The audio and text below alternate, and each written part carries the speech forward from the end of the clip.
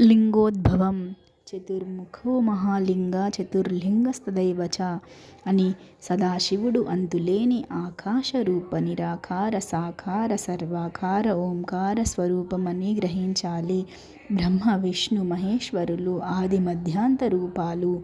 ఒక్కసారి ఈ త్రిమూర్తులు ఒకచోట అధిష్ఠించి ఉండగా ఎవరు గొప్ప అనే ప్రశ్న ఉత్పన్నమైనది.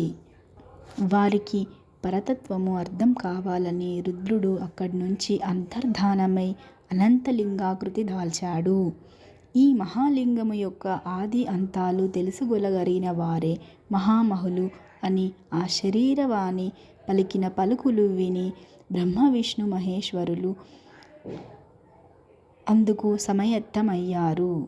బ్రహ్మ హంస స్వరూపుడై లింగం యొక్క పైభాగాన్ని, వరాహస్వరూపుడై విష్ణువు లింగాకృతి అడుగు భాగాన్ని శోధించ సంకల్పించారు. అలాగే బహుకాలం శోధించి అంతుదరి కానరాక బ్రహ్మ విష్ణువులిద్దరూ పరమేశ్వరుని ఆది అంతాలు గ్రహించలేకపోయామని పరతత్వం బోధించమని పరమశివుని వేడుకుంటారు. తమ విధులు తాము నిర్వర్తించడం ద్వారా త్రిమూర్తులు సమానులని, ఇందులో ఆధిక్యత ప్రశ్నే లేదని సృష్టితత్వం వివరించాడు పరమేశ్వరుడు.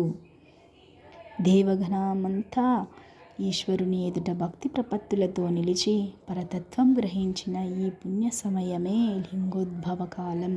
అదే మహాశివరాత్రి. మహాశివరాత్రి శుభాకాంక్షలు అందరికీ.